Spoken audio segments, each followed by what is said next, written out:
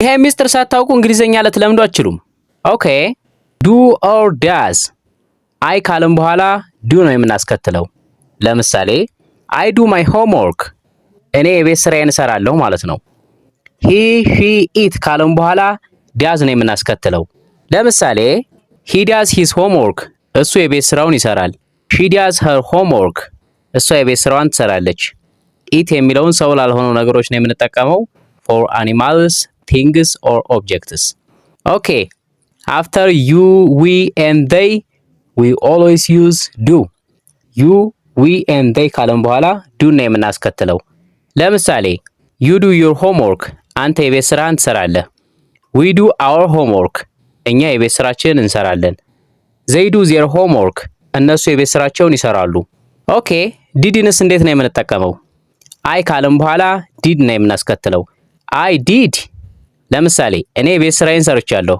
አይ ዲድ ማይ ሆምወርክ እሱ የቤት ስራውን ሰርቷል። ሂ ዲድ ሂዝ ሆምወርክ እሷ የቤት ስራዋን ሰርታለች። ሺ ዲድ ሄር ሆምወርክ ኢት የሚለው ለነገሮች ነው የምንጠቀመው። ኦኬ አፍተር ዩ ዊ ኤንድ ዜይ ዊ ኦልዌይስ ዩዝ ዲድ። ዩ ዊ ዜይ ካለም በኋላም ዲድ ነው የምናስከትለው። ለምሳሌ አንተ የቤት ስራህን ሰርተሃል። ዩ ዲድ ዩር ሆምወርክ እኛ የቤት ስራችንን ሰርተናል። ዊ ዲድ አወር ሆምወርክ እነሱ የቤት ስራቸውን ሰርተዋል። ዘይ ዲድ ዜር ሆምወርክ እያለን መጠቀም እንችላለን ማለት ነው። ሃቭ ኦር ሃዝ አይ ካለም በኋላ ሃቭ ነው የምናስከትለው። አይ ሃቭ ለምሳሌ አይ ሃቭ ኤ ላፕቶፕ ላፕቶፕ አለኝ ማለት ነው። ሂ ሺ ኢት ካለም በኋላ ሃዝ ነው የምናስከትለው። ለምሳሌ ሂ ሃዝ ኤ ላፕቶፕ እሱ ላፕቶፕ አለው ማለት ነው። ሺ ሃዝ ኤ ላፕቶፕ እሷ ላፕቶፕ አላት ማለት ነው። ኢት የሚለውን ለነገሮች ነው የምንጠቀመው። ኦኬ አፍተር ዩ ዊ ኤንድ ዜይ ዊ ኦልዌይስ ዩዝ ሃቭ። ዩ ዊ ዜይ ካለም በኋላ ሃቭ ነው የምናስከትለው።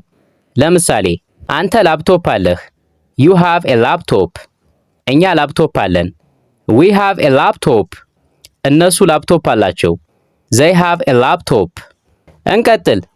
ከዛ በፊት ግን ላይክ አድርጋችኋል፣ ሼር አድርጋችኋል፣ ፎሎ አድርጋችኋል፣ ቼክ አድርጉ። ምክንያቱም ፎሎ ሳያደርጉ ላይክ ሳያደርጉ ሼር ሳያደርጉ ዝም ብለው የሚያዩ ሰዎች ስላሉ እሱ ተገቢ አይደለም ማለት ነው። ኢዝ አር አም አይ ካለም በኋላ አም ነው የምናስከትለው። አይ አም ለምሳሌ አይ አም ኤ ቲቸር እኔ መምህር ነኝ። ሂ ሺ ኢት ካለም በኋላ ኢዝ ነው የምናስከትለው።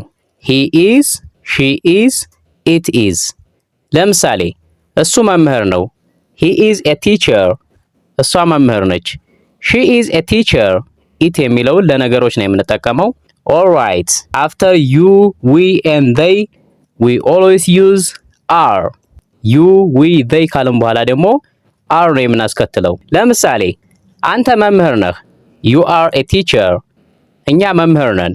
ዊ አር ኤ ቲቸር እነሱ መምህር ናቸው። ዜይ አር ኤ ቲቸር።